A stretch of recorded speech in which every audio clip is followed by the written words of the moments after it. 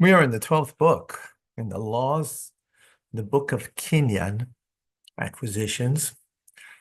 Hilchos Mechira, the laws of sales. And today we're going to do chapter 12 of the 3 chapters. Okay.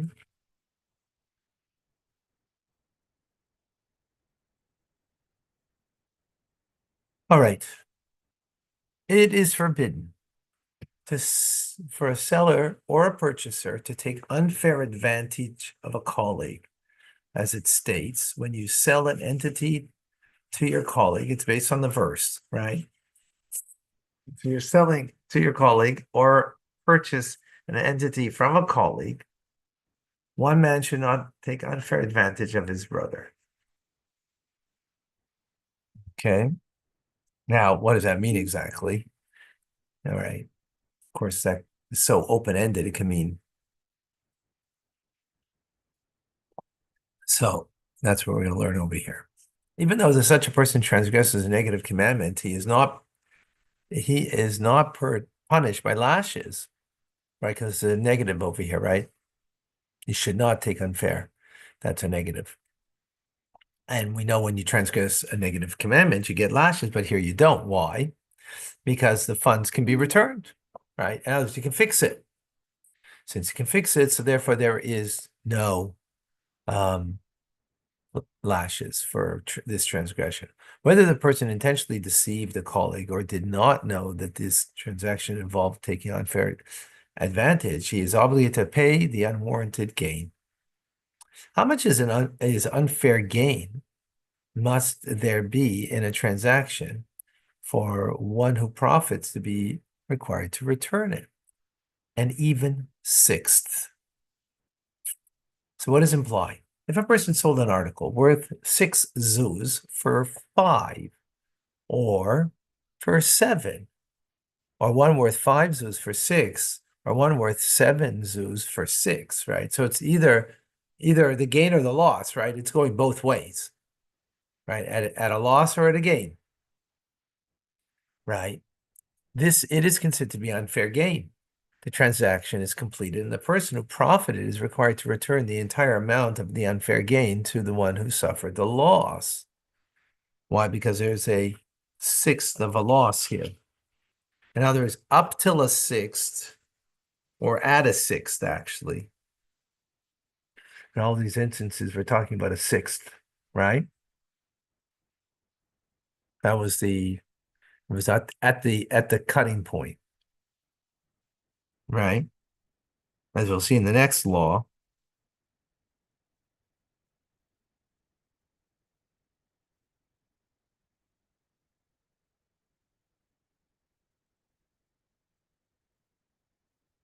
So it's a sixth more, you have to return that sixth.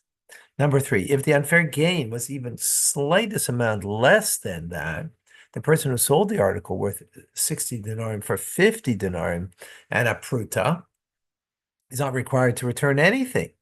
For it is common for people to waive any loss less than 1/6 of the article's value. Now, a person is going to pay up to a sixth more. They'll do that up to. Why? And they'll waive the loss because maybe they did for convenience or whatever the sake may be, right?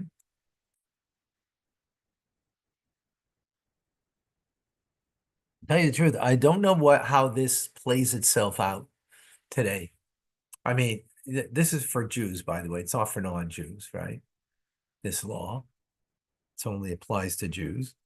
But if you're living in a Jewish community,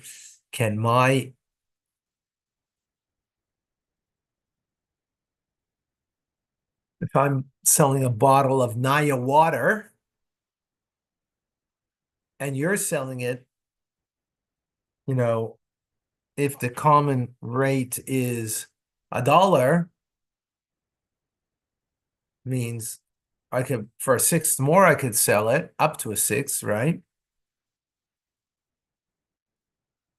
but I wouldn't be able to sell it for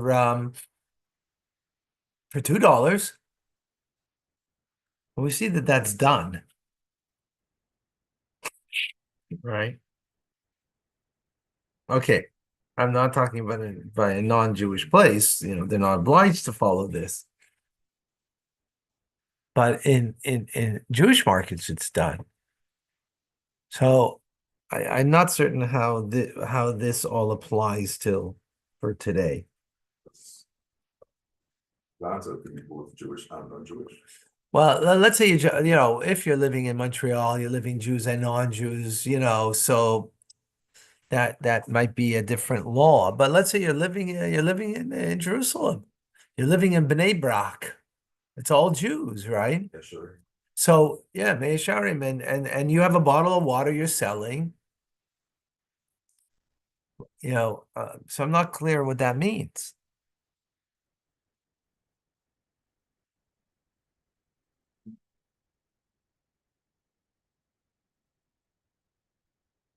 All right. L'chaim, l'chaim.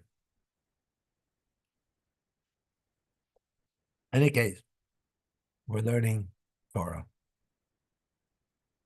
But yeah, be good to know the application. Okay. Number 4. If the unfair gain was even slightest amount more than a sixth, one sold an object worth 60 denarim for 50 minus a pruta, right? So again, remember it's going both ways because over here, he's getting less than what it's worth. So it's not just about the seller taking advantage, it's going in both directions, the buyer too. So the transaction in this case is nullified. The purchaser may return the object without the transaction being completed at all. So it's not considered a transaction. That's what's important over here. Right? In other words, it's not just give back the extra. No, the transaction is nullified. The person who took the unfair gain, however, is not entitled to retract if the purchaser desires and seeks to maintain possession of the article, even though the transaction is nullified. The person who received the unfair gain is not obligated to return it unless the unfair gain exceeds a pruta.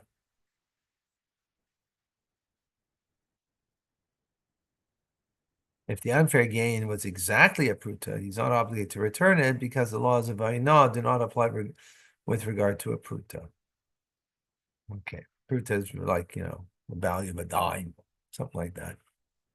Okay, until when does the purchaser have the right to demand the return of the unfair gain or the nullification of the transaction? Until he has time to show the article to a merchant or to a relative. If he waits longer, even if he purchases the article for 100 zuz for 200, he may not nullify the transaction. In other words, you got to give him time that he is going to become aware that, he got an unfair deal, right? So that he shows it to somebody and says, well, how much did you pay for that? Pay 200. So the going rate is 100, right? Once that time elapses, it's not clear exactly how long that is. Okay. With regard to whom does the above apply? To a purchaser. For the article he purchased is in his possession, and it is common for him to show it to others. Right. That makes sense, right? I purchased this new amazing pen, right? And I'm showing it to everybody because it's like, wow, you ever see such a pen? Yes. Right, the nature of people. The seller, by contrast, always has the opportunity to demand the return, the unfair gain, because he doesn't have the product. Right, I sold this and I don't have this anymore. So, the fact that I got paid a less than what I should have, a sixth plus. Needless to say, this applies with regard to the nullification of the sale. For he does not know the correct price of the article he sold until he sees a comparable article being sold. Accordingly, if the merchandise was a standard article that does not vary, peppers or the like, he is given merely the time it takes to check the current market prices. Okay, that's if there's a across the board price for something. So it sounds to me that what we're talking about here is not like a merchant, right? Like, because a merchant knows his prices, I would imagine. You know, you're selling produce, you're a merchant. Well, that's your business. Yeah, but you're privileged to sell the price, the product at any price. You can, No, but no, we're talking about the merchant who got less than. oh, How would a merchant get less than? I mean, that's his business. He's got to be aware of it. It must be individual. Like, you know, here I'm selling to you the pen, right? So I don't know the going rate of what this pen is worth, oh, right? I'm not really aware, right? So let's say I sold it for too little.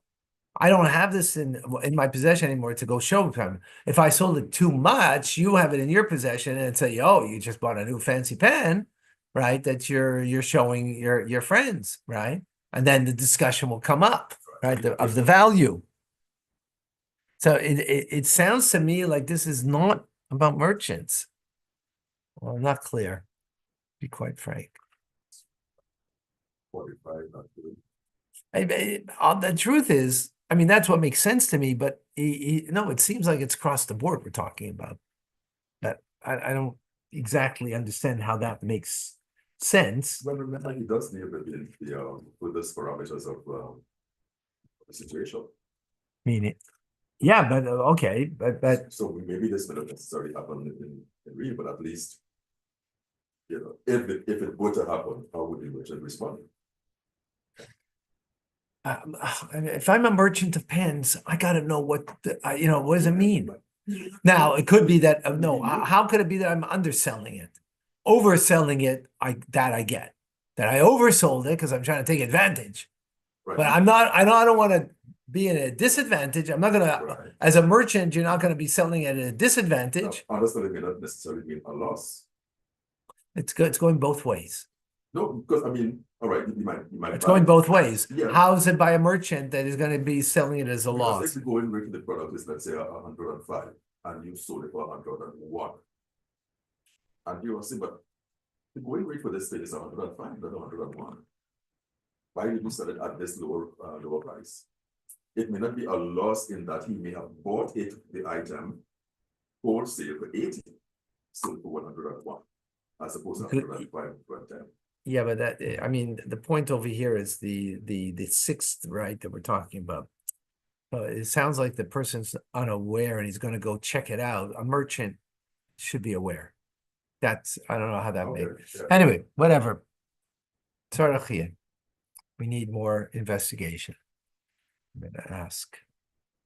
Similarly, if it is known that an article comparable to the one he sold came to the seller's possession, he realized that he had erred regarding the initial sale, but he did not protest. He can no longer protest, for he's already waived his claim.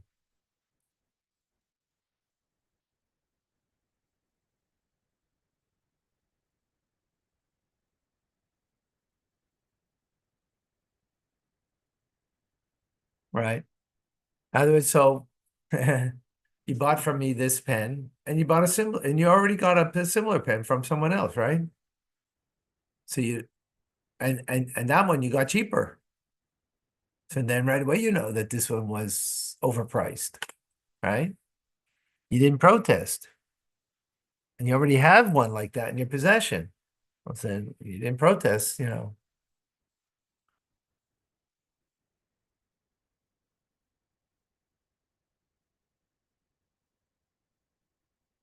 Okay, just as laws they now apply with regard to an ordinary person, so do they regard with a merchant.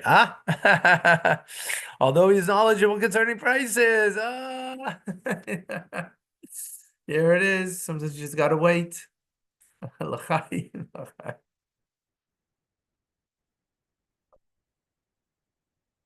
Hmm.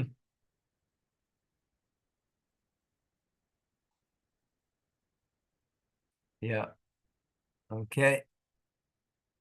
Just as laws are not apply with regard to produce and to animals, so do they apply in regards to coins. Okay, so now we know it's applying across the board. How exactly? I guess, it's just giving the parameter, like you said earlier, Nachum Hill, it's giving the Rambam's giving the parameters of the law. For a merchant, that he undersold is probably very unlikely, but maybe it happened. From time to time, maybe it happened, right? But when I was saying that, I was thinking that maybe this is only laws that apply, but no. The Rambam said clearly now.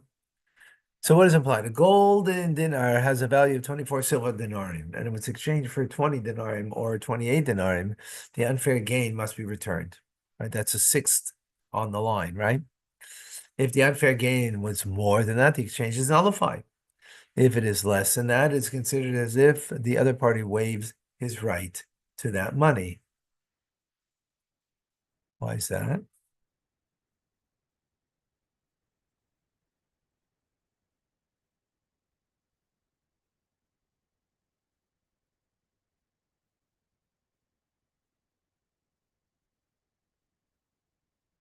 Similarly, if a seller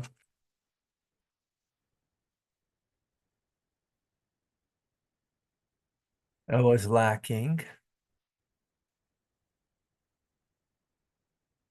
a sixth of its weight, and the slime were being exchanged by number rather than by weight, the unfair gain should be returned.